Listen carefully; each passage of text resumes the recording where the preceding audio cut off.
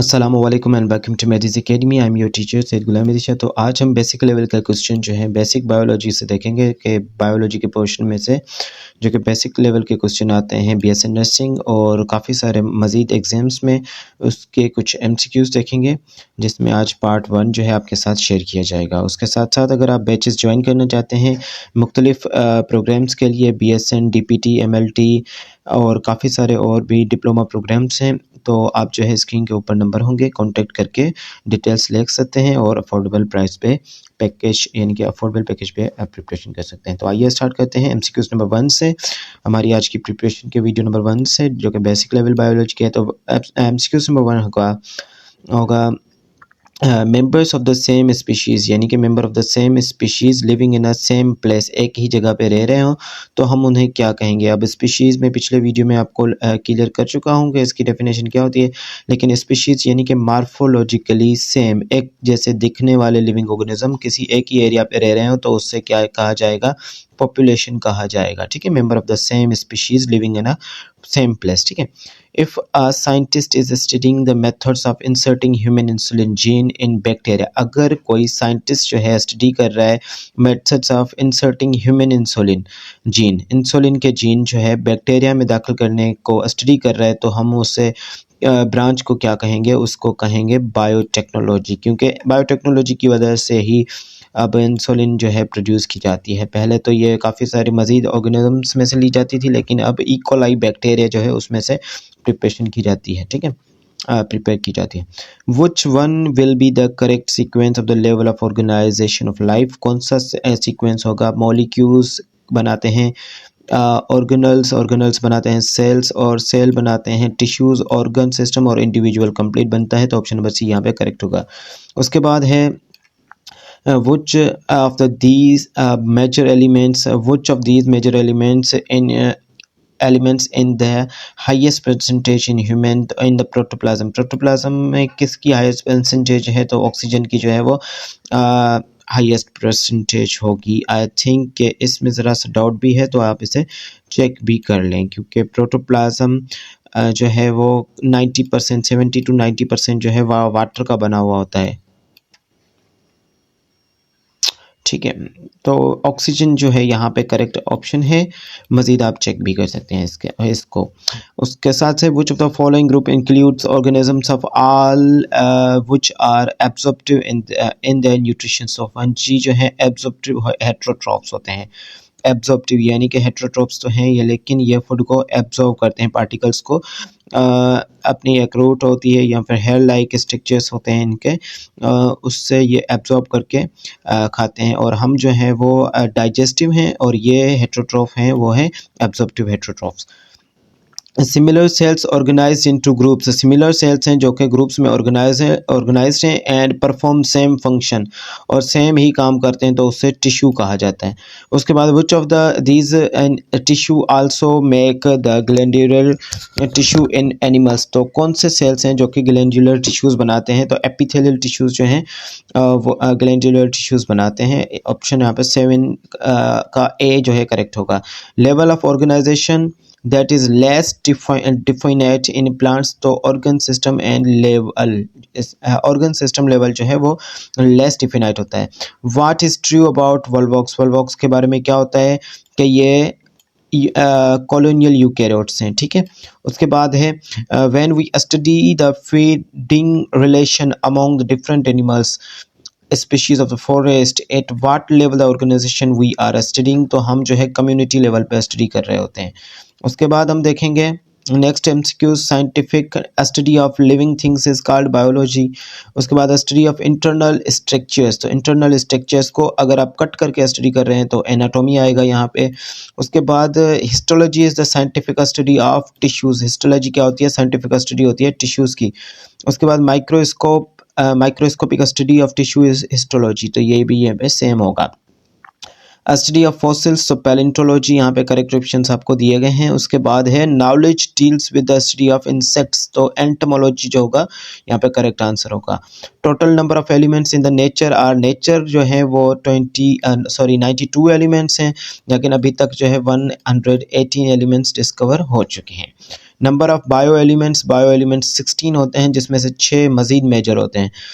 Elements that 65% of the total mass of organism is oxygen. Which of these major bioelements in the highest percentage of protoplasm, तो oxygen यहाँ पे correct होगा। Elements mostly present in the individual, तो oxygen ज़्यादा present होती है। तो वहाँ पे जो क्वेश्चन में जहाँ पे कंफ्यूज भी हो रहा था ज़रा सा और आपको चेक करने के लिए बोला था, तो यहाँ तो वहाँ पे भी आप ऑक्सीजन लगा सकते हैं। Which one of the following is macromolecule, तो मैक्रोमोलिक्यूल यहाँ पे ग्लूकोज, वाटर, हाइड्रोजन और स्टार्च जो है वो यहाँ पे मैक्रोमोलिक्यूल मानेंगे हम। Example of micro molecule is glucose, starch, lipids, protein, तो ग्लूकोज यहाँ पे हमारा आएगा कार्बोहाइड्रेट का micro molecule. Cell performing similar function arrange into groups, तो इसका जवाब जो होगा टिश्यू होगा, तो यहाँ पे टिश्यू ही सही है, इसको हम मान लेंगे करेक्ट ऑप्शन। उसके साथ साथ हम नेक्स्ट क्वेश्चन को देखेंगे जो कि है level of organization that is least defined, तो यहाँ पे ऑर्गन सिस्टम ये सेम आ रहा है। In 2010 the population of human in Pakistan was 173.5 millions, अभी जो है वो बढ़ चुकी है। ठीक है, the portion of earth inhabited by organisms, वो पोर्शन, वो एरिया अर्थ का जहाँ पे ऑर्गेनिजम्स यानी कि जिंदा चीज़ें रहती हैं उसको हम बायोस्फीयर कहते हैं। बायो एलिमेंट्स यहाँ पे हमारे पास कार्बन होगा, क्योंकि 6 कार्बन एलिमेंट्स होते हैं बायो एलिमेंट्स, जिनको हम कहते हैं 16 में से 6 मोस्ट इंपॉर्टेंट होते हैं और कार्बन मेजर कैटेगरी में आ जाता है।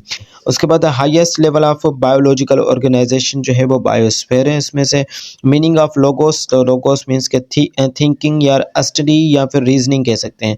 उसके बाद जो नेक्स्ट एमसीक्यूज है हमारे पास, the scientific study of life is called, तो बायोलॉजी जो है साइंटिफिक स्टडी है, scientific study of animals zoology कहलाएगा।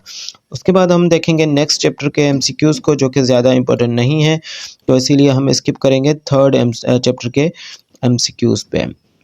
उसके बाद है क्लासिफिकेशन मीन्स, तो classification means features they have in common. ठीक है, किंगडम प्रोटिस्टा इंक्लूड्स, तो किंगडम प्रोटिस्टा में unicellular and simple multicellular organism with permanent nucleus के साथ आ जाते हैं।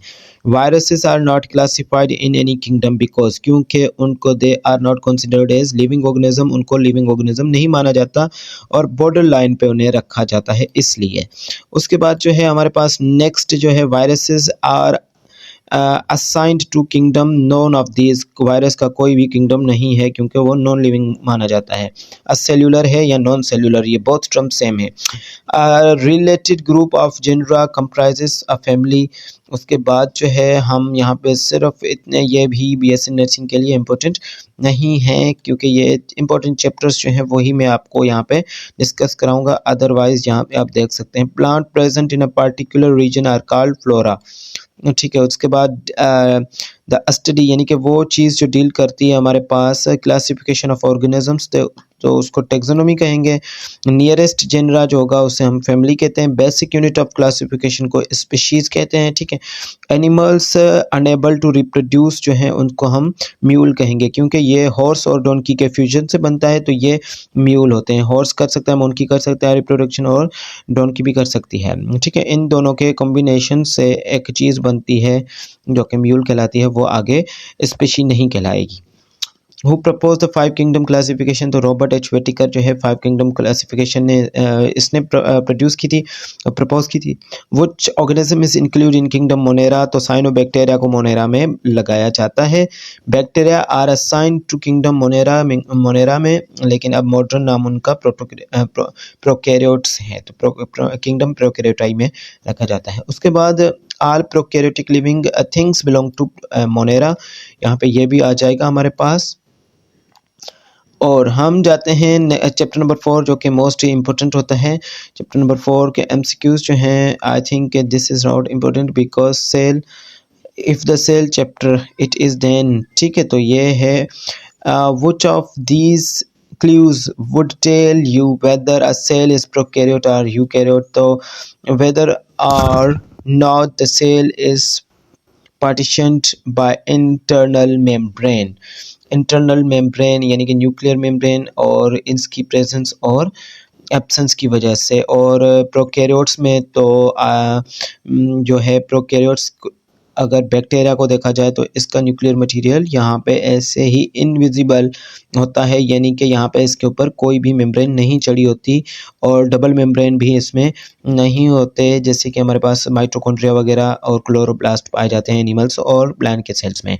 उसके बाद plasma membrane does all of these except, सारे काम करती है, कौन सा नहीं करती? तो प्लाज्मा मेम्ब्रेन के पास कॉन्टेन हेरिडिटी मटेरियल, तो यहाँ पे ये पॉइंट गलत होगा, प्लाज्मा मेम्ब्रेन के पास हेरिडिटी मटेरियल नहीं होता। उसके बाद which of these material is not component of the plasma membrane, तो डीएनए प्लाज्मा मेम्ब्रेन में नहीं आता। प्रोटीन, कार्बोहाइड्रेट और लिपिड होती हैं क्योंकि लिपिड बाइलेयर और प्रोटीन से मिलकर बनते हैं, ठीक है। Cell wall are found in these organisms, तो एक्सेप्ट एनिमल्स में सेल वॉल जो है नहीं मिलती, बाकी सारों में मिलती है, ठीक है। Cell wall are found in these organisms except, तो एक्सेप्ट यहाँ पे एक्सेप्शन केस एनिमल आ जाएगा। Dash is the major component of plant cell wall, तो सेल्यूलोज जो है प्लांट सेल वॉल का मेजर कंपोनेंट है। Plant cell have dash and dash which are not present in animal cell, plant cell के पास chloroplast और cell wall होता है जो कि एनिमल से नहीं होता एनिमल में। उसके बाद है the dash is the membrane enclosed structure in eukaryotes cell, तो न्यूक्लियस जो है हमारे पास ये ऑप्शन करेक्ट होगा। Ribosome are constructed in ribosome nucleolus के में बनते हैं। Endoplasmic reticulum, rough endoplasmic reticulum, दो तरह के एंडोप्लाज्मिक रेटिकुलम होते हैं, एक स्मूथ और दूसरा रफ। तो आर ई आर जो है area in cell where dash are synthesised, तो यहाँ पे हमारे पास प्रोटीन्स बनती हैं क्योंकि यहाँ पे राइबोसोम्स होते हैं जो कि प्रोटीन फैक्ट्री माने जाते हैं।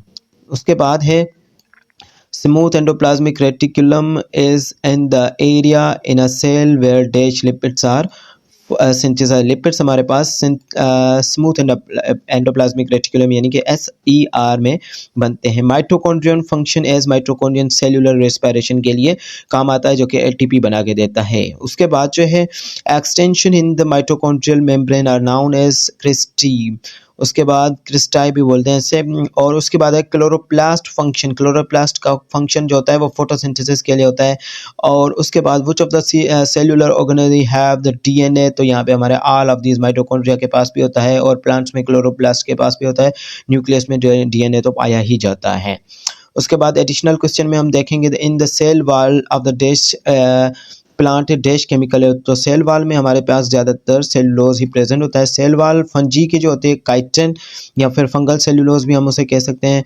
और cell wall is found in all organisms except, तो ये क्वेश्चन रिपीट हो चुका है, एनिमल्स में नहीं मिलती।